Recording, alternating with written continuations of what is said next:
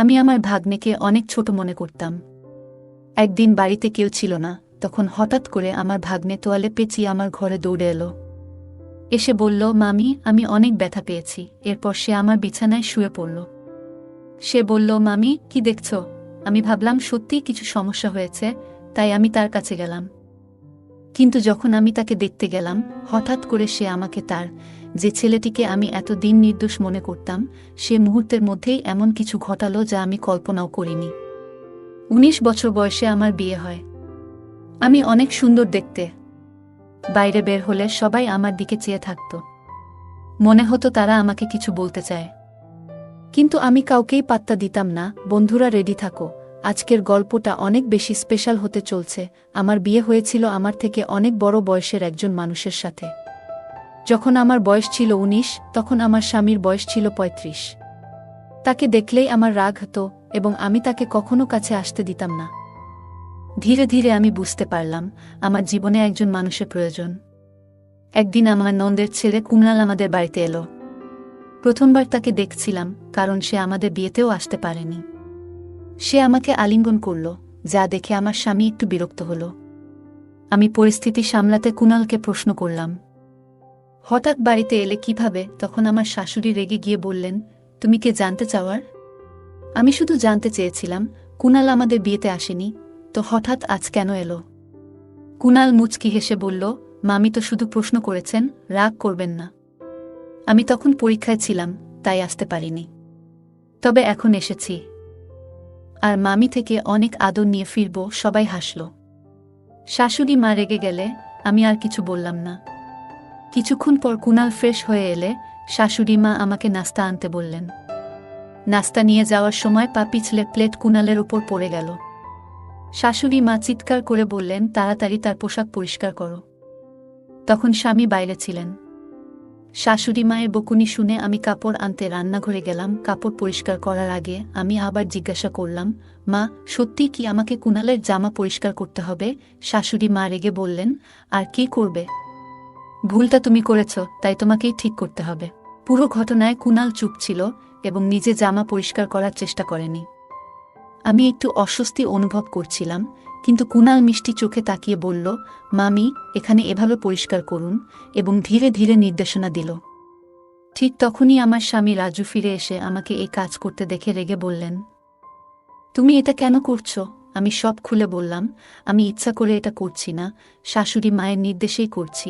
রাজু শাশুড়ি মায়ের দিকে তাকিয়ে বললেন, কুণাল এখন আর ছোট নয় যে আমার স্ত্রীর সাথে এমন কাজ করানো হবে।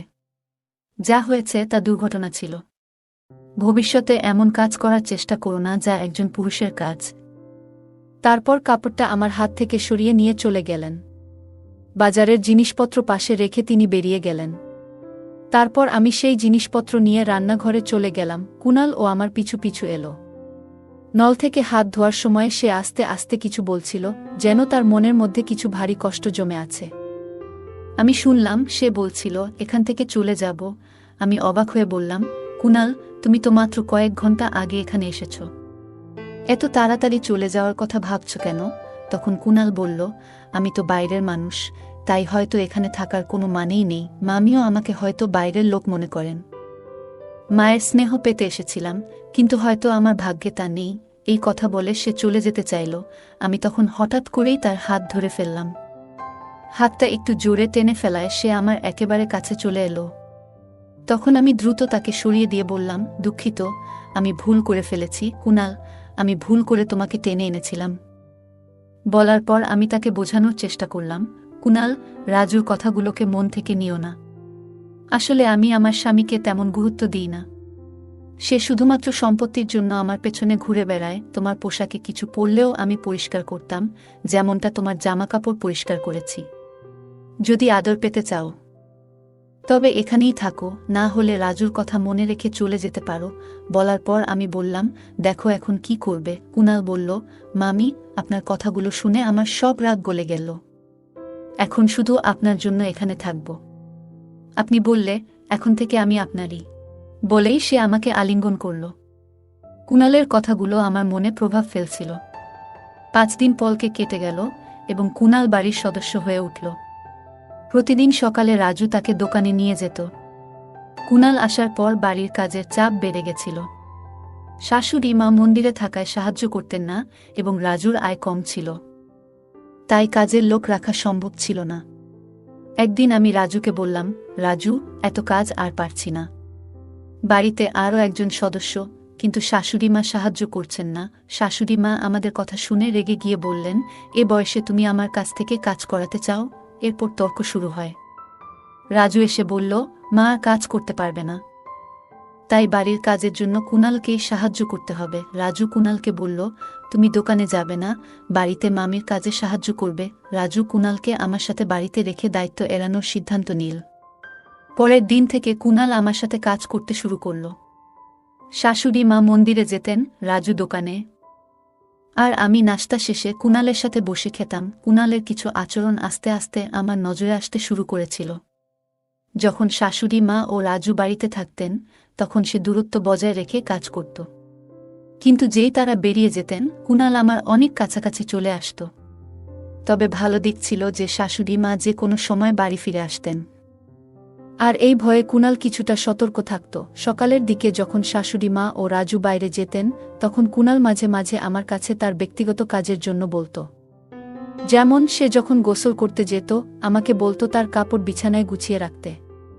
তার সাহস এতটাই বেড়ে গিয়েছিল যে একদিন সে আমাকে বলল, মামি, আজ তুমি শাড়ি পরে আসো, শাড়িতে তোমাকে অনেক সুন্দর লাগে। আমি এইসব বিষয়গুলো উপেক্ষা করছিলাম, কিন্তু তার আচরণ ক্রমশ বাড়ছিল।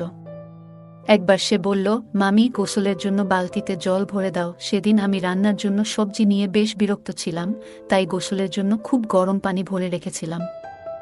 কিছুক্ষণ পরে কুনাল বাথরুম থেকে দৌড়ে আমার ঘরে চলে এলো। তার গায়ে শুধু একটি তোয়ালে জড়ানো ছিল। সে ঘরে ঢুকে বলল, মামি, আমাকে পুড়ে যাওয়া মলম লাগিয়ে দেও, খুব গরম লেগে গেছে। আমি তখন বুঝতে পারলাম আমি রাগের মাথায় অত্যধিক গরম পানি দিয়েছিলাম, আর সে হয়তো পানি পরীক্ষা না করেই গোসল শুরু করেছিল। কুনাল আমার দিকে এসে বলল, মামি, খুব জ্বালা করছে, কোনো ক্রিম বা কিছু আছে কি? একটু লাগিয়ে দাও। সে তার পা দেখালো যেখানে সে বলছিল পুড়ে গেছে। আমি একটু নার্ভাস হয়ে গেলাম এবং বললাম, আমার ভুল হয়েছে, রাগের মাথায় এমনটা করিনি। আমি কুনালকে বললাম, আমার উচিত ছিল না এত গরম পানি সেখানে রাখা, কিন্তু তুমিও তো আগে দেখে নিতে পারতে পানিটা কতটা গরম। কুনাল হেসে বলল, এসব বাদ দাও, আগে আমার পায়ের দিকে তো দেখো। আমি তখন লজ্জা আর অস্বস্তিতে আস্তে আস্তে তার পায়ের তোয়ালেটা সরাতে লাগলাম। দেখি তার হাঁটুর উপরে কিছুটা জ্বলে গেছে। একজন তরুণ ছেলেকে এভাবে স্পর্শ করতে গিয়ে আমি একটু অস্বস্তিতে পড়ে গেলাম। তোয়ালেটা সরানোর আগে একবার কুনালের দিকে তাকালাম। তার চোখের চাহনি দেখে আমি একটু দূরে সরে গেলাম। তারপর বললাম, তুমি মিথ্যে অভিনয় করছো, তাই না? কুনাল বলল, মামি, আমি জানতে চাইছিলাম তুমি রাগ থেকে এটা করেছো নাকি আমার জন্য চিন্তিত ছিলে। আমি তো শুধু তোমার সাথে একটু মজা করছিলাম। তার কথায় আমি রেগে গেলাম। হঠাৎ সে আমার হাত ধরে তার দিকে টেনে নিল আর চোখে চোখ রেখে বলল, মামি, আমি তোমার কাছে কেমন? তার প্রশ্নটা অদ্ভুত লাগল। আমি বললাম, কুনাল, এটা তুমি কি করছো? আমি তোমার মামি, এটা ভুলে যেও না। আমার হাত ছেড়ে দাও, না হলে আমি তোমার মামার কাছে অভিযোগ করব। আমি বললাম। কুনাল উত্তর দিল, মামা আমাকে এখান থেকে বের করতে পারবেন না। তার কথা শুনে আমি অবাক হয়ে গেলাম। তারপর সে আমাকে আরও কাছে টেনে নিল, এতটা কাছাকাছি যে আমি এমনটা কখনো অনুভব করিনি, এমনকি স্বামীর সাথে। তার আচরণে আমি কিছুটা দুর্বল হয়ে পড়ছিলাম। ঠিক তখনই শাশুড়ি মা বাইরে থেকে ডাকলেন। বোমা! তার ডাক শুনে আমি রেহাই পেলাম। শাশুড়ি মা আসার পর কুনাল আমাকে ছেড়ে কিছুটা দূরে সরে গেল। রাতে আমি ঠিক করলাম রাজুর সাথে এই বিষয়ে কথা বলবো। শোবার আগে রাজু হঠাৎ বলল, কুনাল তো তোমাকে সহায়তা করছে, কাজের চাপ কমে গেছে, তাই না? আমি কিছু বলার আগেই কুনাল হাসতে হাসতে আমাদের ঘরে ঢুকে বলল, মামা, তুমি কেন ছোটদের মতো দুধ খাচ্ছ? আমি মজা করে বললাম, তোমার মামার শরীরে ক্যালসিয়ামের অভাব, তাই দুধ পান করেন। এতে কি সমস্যা? এটা আমাদের ব্যক্তিগত বিষয়, তোমার এখানে থাকা জরুরি নয়। এরপর কুনালকে বাইরে যেতে বললাম। আমার এই কথায় আমার স্বামীর মুখে হাসি ফুটে উঠল। তারপর আমরা দুজনে ঘুমিয়ে পড়লাম। পরের রাতে আমি যখন রান্নাঘরে দুধের গ্লাস রাখতে যাচ্ছিলাম, তখন হঠাৎ কুনাল আমাকে টেনে তার ঘরে নিয়ে গেল। তার এমন আচরণ দেখে আমি রেগে গিয়ে বললাম, কুনাল, তুমি কি করছো? আমি তোমার মামি, এটা ভুলে যেও না। তুমি যদি 5 সেকেন্ডের মধ্যে আমার হাত না ছাড়ো তবে আমি চিৎকার করব। কুনাল ঠান্ডা মাথায় বলল, মামি তুমি মাইক নিয়েও চিৎকার করো, তোমার স্বামী শুনতে পাবে না। কারণ তাকে তুমি এমন দুধ খাইয়ে দিয়েছ যাতে ঘুমের ওষুধ মেশানো। আমি সবকিছু দেখেছি, আর আমার মোবাইলেও সেই ঘটনা রেকর্ড আছে। কুনালের কথাগুলো শুনে আমি হতভম্ব হয়ে গেলাম। তার মোবাইল স্ক্রিনে আমি নিজেকে দেখতে পেলাম, যেখানে দেখা যাচ্ছিল আমি রাজুর দুধের গ্লাস ওষুধ মেশাচ্ছি। সে বলল, মামি একবার ভাবো যদি মামা এই ভিডিও দেখে ফেলে তাহলে কি হবে। আমি প্রতিদিন রাজুর দুধের গ্লাস চুপিসারে ঘুমের ওষুধ মিশিয়ে দিতাম। কুনাল সেই ঘটনা ভিডিও করে আমাকে ব্ল্যাকমেইল করতে শুরু করল এবং আমার সাথে ঘনিষ্ঠ হওয়ার চেষ্টা করতে লাগল। এতটা ধূর্ত হবে তা আমি ভাবতেও পারিনি। তখন আমার কাছে মিষ্টি কথা বলে তাকে শান্ত করা ছাড়া আর কোনো উপায় ছিল না।